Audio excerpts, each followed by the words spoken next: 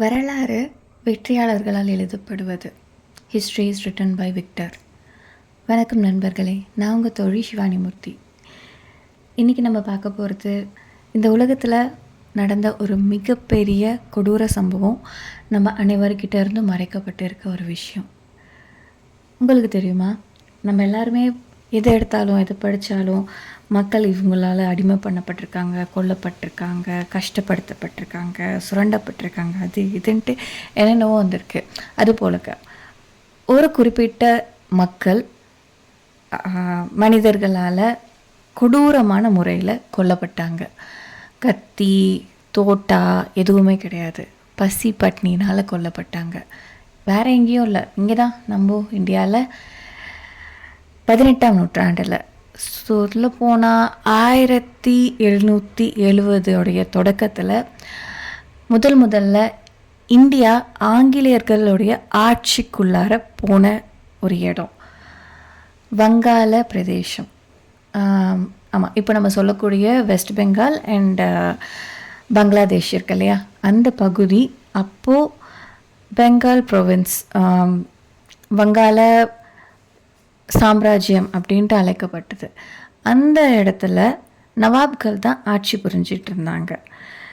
ஒரு மிகப்பெரிய மனித இனம் வீழ்த்தப்பட்ட கொல்லப்பட்ட நிகழ்ச்சி அங்கே நடந்திருக்கு. இதை எந்த ஒரு வரலாற்று ஆசிரியர்களோ இல்லை ரிசர்ச் எந்த ஒரு பேப்பர் பெருசாக அந்த காலத்துலேயும் சரி இப்பயும் சரி பேசப்படலை. இதை மூடி மறைச்சிருக்காங்க. இதோட முதல் காரணம் அலட்சிய போக்கு. யாரோட அலட்சிய போக்கு அப்படின்ட்டு கேட்டிங்கன்னா, மன்னர்கள் தலைவர்கள் மக்களை பார்த்துக்கணும், அதே போலக்க அப்போ இருந்த ஆட்சியாளர்கள் மக்களை பார்க்கறதுக்கு தவற விட்டுட்டாங்க. ஸோ இதோட ஆரம்பத்துலேருந்து நம்ம போவோம். இதை பற்றி நான் முதல்ல யார் எனக்கு சொன்னாங்கன்னு தெரியல, ஆனால் நான் இதை பற்றி தெரிஞ்சுக்கிட்ட போது எனக்கு தோணுன ஒரு விஷயம். நான் எத்தனையோ புக் படிச்சிருக்கேன். அந்த புக்லலாம் நான் முக்கால்வாசி படிக்கிற புக்ஸில் ஹிட்லருடைய ஹாலோகாஸ்ட், பல்லாயிரக்கணக்கான மக்கள் இறந்து போனாங்க, அதில் யூதர்களை இவர் குறி வச்சு தாக்குனார், கொன்னாங்க அப்படி இப்படின்ட்டு படிச்சிருக்கேன். அப்படி இருக்கும்போது அதை விட அதிகமான மக்கள் அதை விட கொடுமையான முறையில் கொல்லப்பட்ட ஒரு செய்தியை ஏன் யாருமே வெளியில் பேசவே இல்லை?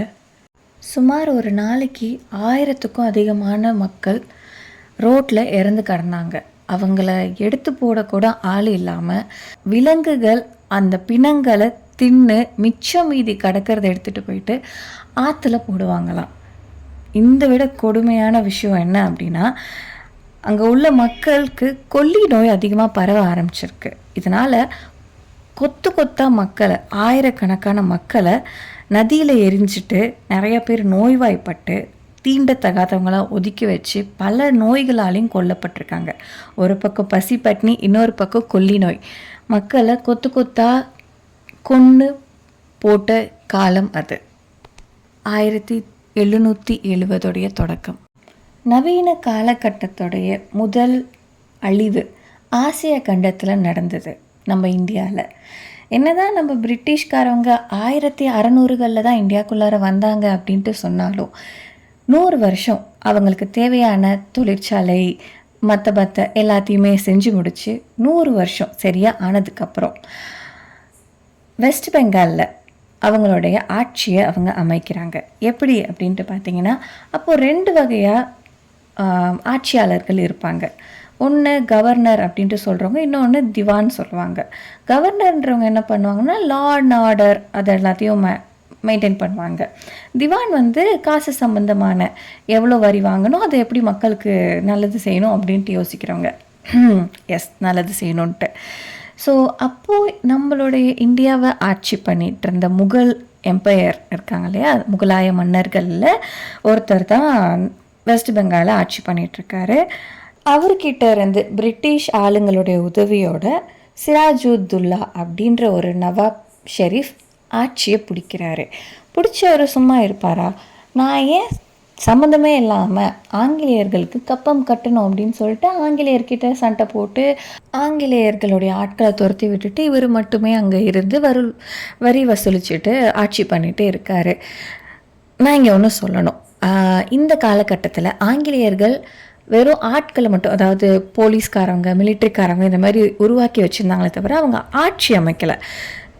இதுக்கு அடுத்தபடியாக இந்த விஷயம் தெரிஞ்சதும் மெட்ராஸில் இருந்து ராபர்ட் கிளிவ் அப்படின்ற ஒரு கொலனல் அவரோட சேர்ந்து மிலிட்ரி ஆஃபீஸர்ஸ் எல்லாத்தையும் கூட்டிகிட்டு போயிட்டு சிராஜூத்தில் அடித்து துவம்சம் பண்ணி துரத்தி விட்டுட்டு முதல் முறையாக இந்தியாவில் வெஸ்ட் பெங்கால் பிரதேசத்தில் ஆங்கிலேயர்கள் அவங்களுடைய ஆட்சியை ஆரம்பிக்கிறாங்க. ஆங்கிலேயர்களுடைய ஆட்சி ஆரம்பமாச்சு. இந்தியர்களுடைய வீழ்ச்சி தொடங்க ஆரம்பித்தது. அதிக பேராசை கொண்ட ஆங்கில அரசாங்கம் மிக அதிக அளவு வரிகளை விதித்தாங்க. அதை வாங்கிறதுக்கு வன்முறையை கையாண்டாங்க. எங்கே பார்த்தாலும் ஊழல், ரொம்ப ரொம்ப கொடுமையாக ஆட்சி அமைச்சிருந்தாங்க. மக்களுக்காக வாங்கப்படுற வரிகள் எதுவுமே மக்களுக்கு போய் சேரலை. அதை தாண்டி சரியான ஆட்சி இல்லாததன் காரணமாக பல தொழிலாளர்களுடைய வீழ்ச்சி எப்படி இருந்துச்சு அப்படின்னா, அவங்க செய்கிற ஒரு தொழிலை அவங்கள்ட்ட அடித்து பிடுங்கி பெரிய பெரிய முதலைகள் அதை தன்னுடைய வாயில் போட்டு முழுங்கின மாதிரி எல்லா தொழிலும் ஒருத்தவங்களுடைய கைக்கு போச்சு. முக்கியமாக அரிசி. அந்த காலகட்டத்தில் இந்தியர்களுடைய முதன்மையான உணவாக இருந்த அரிசி ஒரு முதலாளிகிட்ட போனதோடைய விளைவு தான் இவ்வளோ பேர் இறந்ததுக்கு காரணம். 1770 பஞ்சத்துடைய ஆரம்பம். வறட்சியான காற்று வீசுறதை பார்த்த ஆங்கில அரசாங்கத்துக்கு கீழே வேலை செஞ்சவங்க, அதாவது அவங்களும் ஆங்கிலேயர்கள் தான், மற்றும் ஐரோப்பியர்கள், இவங்க எல்லாரும் சேர்ந்து என்ன பண்ணாங்க தெரியுமா? அங்கே இருந்த அரிசி, அதாவது விலைக்கு வந்த அரிசி எவ்வளோ விலையாக இருந்தாலும் பரவாயில்ல அப்படின்ட்டு ஒரு இடத்துல சேர ஆரம்பிச்சது, ஆங்கிலேயர்களுடைய குடவுனில். அப்படி சேர்ந்த அரிசி எல்லாமே ஈவன் புழு பிடிச்சி கீழே கொட்டினாலும் கொட்டுவாங்களே தவிர பசின்னு வர மக்களுக்கு தரமாட்டாங்க. அது போலக்க தான் அங்கே இருந்துச்சான். ஒரே இடத்துல அரிசி போயிட்டு இருந்ததன் காரணமாக சின்ன அதாவது ஒரு சிறிதளவு அரிசியும் தங்கத்தை விட அதிக அளவு விலைக்கு விற்கப்பட்டுச்சு. அப்படி இருக்க காலகட்டத்தில் சின்ன வேலை செஞ்சு பஞ்சம் பொழைக்கிறவங்கெல்லாம் எவ்வளோ கஷ்டப்பட்டுருப்பாங்கல்ல. நான் சொல்கிற டைம் பீரியட் பஞ்சம் தொடங்குறதுக்கு முன்னாடி, அதாவது ஆரம்ப காலமே இப்படி இருக்குது. போக போக எப்படி இருந்திருக்கும்ல. முகவரி இல்லாத பல கடிதங்கள் பிரிட்டிஷ் அரசாங்கத்துக்கிட்டக்க போயிட்டு இருந்துச்சு. அது பாதி எழுதுனது ஆங்கிலேயர்கள் தான் அப்படின்ட்டு சொல்கிறாங்க. அதில் ஒரு கடிதத்தில் இந்த பஞ்சம் ஆரம்பமானதுக்கு காரணம் பிரிட்டிஷ் அரசாங்கத்துடைய பேராசை தான் அப்படின்ட்டு சொல்கிறாங்க. பஞ்சம் ஆரம்பமாகி ஒரு 6 மாதம் இருக்கும்னு நினைக்கிறேன். அந்த காலகட்டத்தில் அந்த ஏரியாவில் இருக்கிற ஒரு பர்டிகுலர் கலெக்டர் அப்போது இருக்கிற ரெக்கார்ட்ஸில் எந்த ஒரு கம்ப்யூட்டர் அந்த மாதிரிலாம் இருக்காது. அவர் எழுதி வச்சது என்ன அப்படின்ட்டு பார்த்தீங்கன்னா, இந்த 6 மாத காலகட்டத்தில் 300,000க்கும் அதிகமான மக்கள் இறந்துருக்காங்க அப்படின்ட்டு எழுதியிருக்காரு. எங்கே? ஆல் ஓவர் இல்லை, ஒரு பர்டிகுலர் ஏரியாவில் மட்டும். அப்போ ஆல் ஓவர் வெஸ்ட் பெங்காலில் எவ்வளோ பேர் இறந்துருப்பாங்க? அந்த காலகட்டம் எப்படி இருந்துச்சு அப்படின்னா, இப்போ நீங்கள் அந்த காலகட்டத்தில் வெஸ்ட் பெங்காலில் ஒரு வேளை இருந்து நீங்கள் உங்கள் வீட்டிலேருந்து வெளியில் பக்கத்து வீட்டுக்கு போகணும் அப்படின்னா, நீங்கள் போகிற வழியில் குறைஞ்சது ஒரு 3 டெட் பாடி, அந்த டெட் பாடியை ஒரு 10 விலங்குகள், அதில் நாய், நரி, கழுகு, இது போல் இன்னும் நிறையா, ஈவன் கோழி அதெல்லாம் கூட கொத்தி சாப்பிட்டுட்டு இருக்கதை நீங்கள் பார்த்துருப்பீங்க. அந்த மனுஷங்களுடைய கண், குடல் எல்லாம் வெளியில் விழுகிற போல்.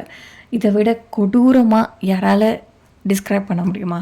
இந்த கடிதம் யார் அடையாளம் தெரியாத நபரால் எழுதப்பட்டு அந்த காலகட்டத்தில் பல தடைகளை தாண்டி வெளியாகியிருக்கு. இதை இன்னமும் பிரிட்டிஷ் அரசாங்கம் பாதுகாத்துட்ருக்காங்க.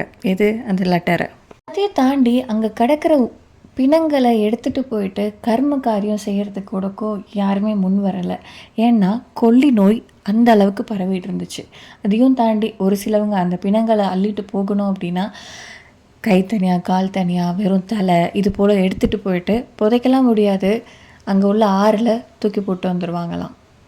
அப்படி தூக்கி போட்ட பிணங்களால் அங்கே உள்ள மீன், ஈவன் கோழி, கொக்கு, வாத்து இதெல்லாம் சாப்பிட்றவங்களுக்கு பல நோய்கள் வந்திருக்கு. இதனால் அவங்க ஆட்டுக்கறியை தவிர வேறு எந்த கறியுமே அப்போ சாப்பிட்டது இல்லையா.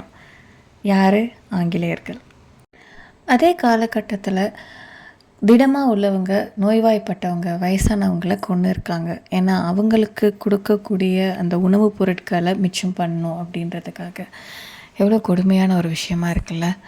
இது எல்லாத்தையும் தாண்டி இதில் ஒரு நல்ல விஷயமும் நடந்திருக்கு அப்படின்ட்டு சொல்லலாம் கொஞ்சோண்டு. என்ன அப்படின்னா ஹியூமன் ரைட்ஸ், மனித உரிமை சட்டம், மனித உரிமை மீறல், இது போன்ற பல லா எழுதப்பட்டிருக்கு, அதாவது சட்டங்கள் எழுதப்பட்டிருக்கு அப்படின்ட்டு சொல்கிறாங்க.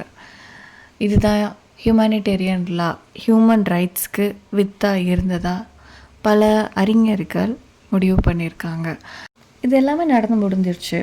அப்போ ஆட்சி பண்ணிகிட்டு இருந்த ஆங்கிலேயர்கள் இந்த நிகழ்வை எந்த பத்திரிகையிலையும் வெளியிடல, எந்த பதிவீடும் இல்லை, குறிப்பும் இல்லை. அப்புறம் எப்படி இது வெளியில் வந்துச்சு அப்படின்ட்டு கேட்டிங்கன்னா, அதே ஆங்கிலேயர்களில் ஒருவரான அர்னால்ட் அப்படின்ற ஹிஸ்டாரியன், வரலாற்று அறிஞர், இந்த விஷயங்கள் எல்லாத்தையுமே சேகரித்தார். முக்கியமாக நபர் தெரியாமல் எழுதப்பட்ட அந்த அனானிமஸ் லெட்டர்ஸ் எல்லாத்தையுமே சேகரித்து பிரிட்டிஷ் ஈஸ்ட் இந்தியன் கம்பெனிக்கு எதிராக ஒரு சமர்ப்பணம் இது பண்ணார். அப்படி பண்ண ஆர்டிக்கலை வச்சு பல ஆங்கிலேயர்களே கட்டுரைகள் எழுதியிருக்காங்க. அதில் ஒன்று நான் வாசித்தேன். அதற்கப்புறம் மேலும் மேலும் பல கட்டுரைகளை தேடினேன், பெருசாக கிடைக்கல. ஆனால் கிடைச்சதோட தொகுப்பாக இந்த வீடியோவை நான் போஸ்ட் பண்ணுறேன். ஹிட்லருடைய ஹாலோகாஸ்ட் 11 மில்லியன் நபர்களை கொன்னுச்சு.